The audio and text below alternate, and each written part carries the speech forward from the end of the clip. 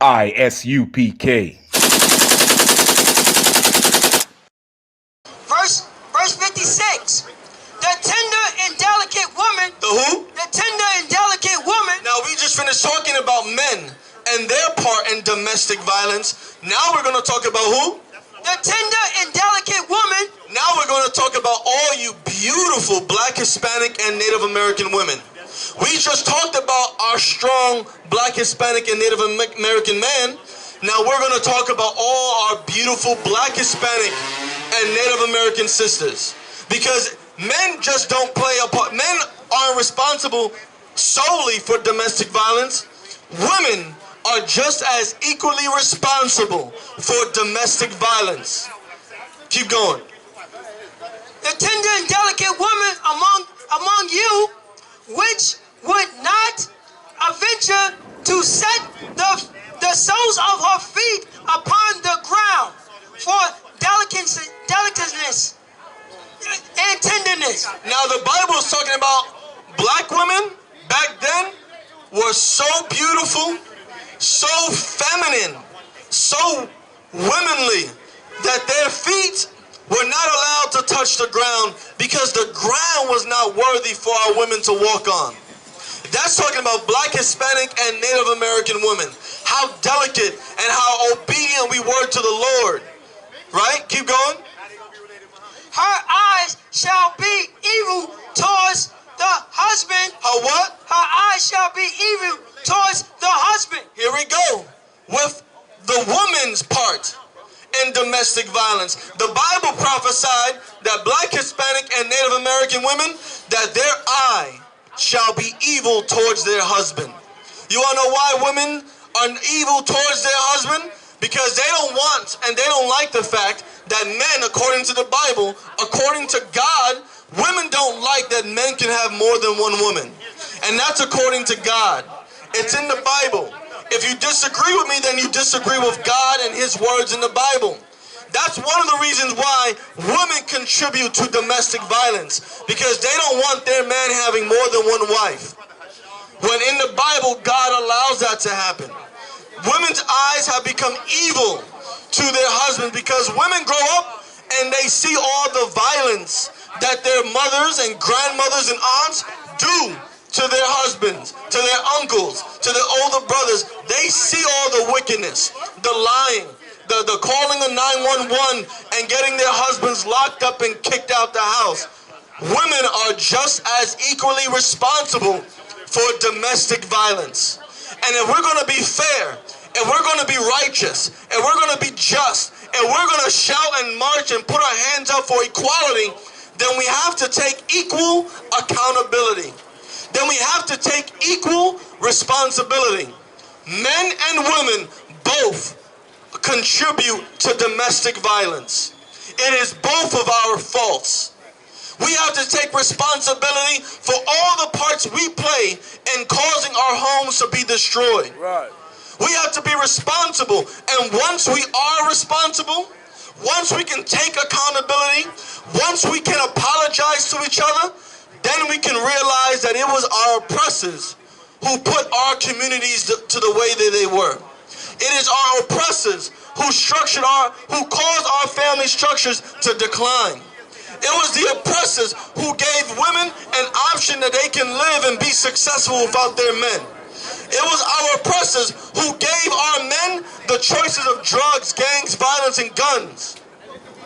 But it first has to start with taking responsibility, taking ownership of our part in causing broken homes. Keep going. Come. Husband of her bosom. Listen, right? A husband is supposed to be as close to a woman's chest as her heart. You're supposed to love your husband, cherish your husband. Otherwise, why did you leave your mom and dad to be with that man? Why would you lay on a bed, spread your legs, and let that man enter you? Our women are just as equally culpable for domestic violence. And if you don't believe me, we got statistics to prove it. After this scripture, we're going to go to statistics. I know how we all love statistics. We all love facts and probabilities. We all want the truth. So if you don't want the truth from God, then I guess we'll give you the truth from the white man and what he says about the statistics of domestic violence. But continue with God's words, the more important matter. And towards her son. And what? Towards her son. I don't know about you, but I look like my dad. And many of us look like our fathers. Don't we hear the common saying? You look like your father. You're just no good. You're downright disgusting and a bum. You're going to grow up to be just like your father. Right? How many of us boys grew up hearing our mothers say that? How many of us had to go through physical abuse because our mother was so angry at our father, and whenever she looked in her son's face, she took that anger out on her son?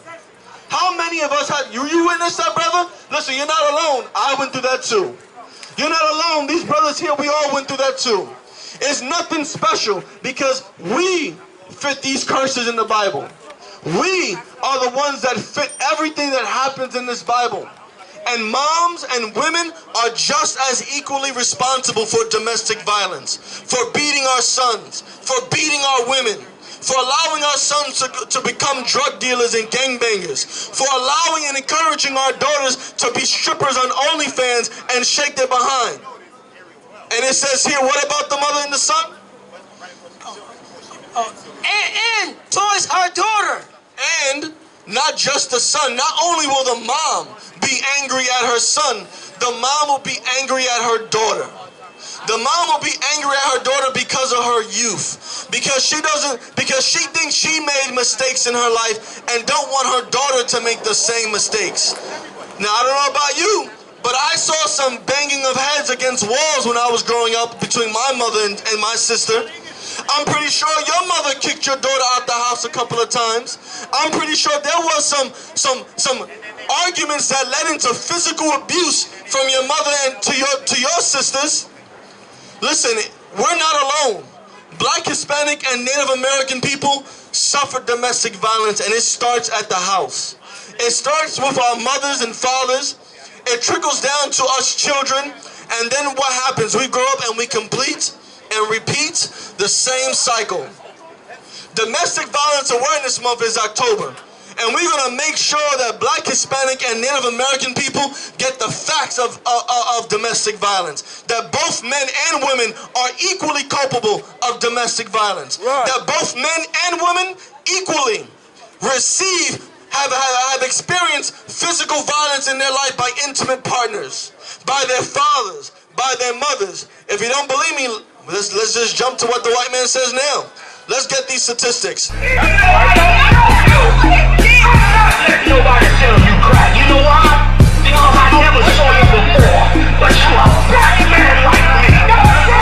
And it works out. My whole life was trying to find something to follow. Had loyalty, every man tried to borrow.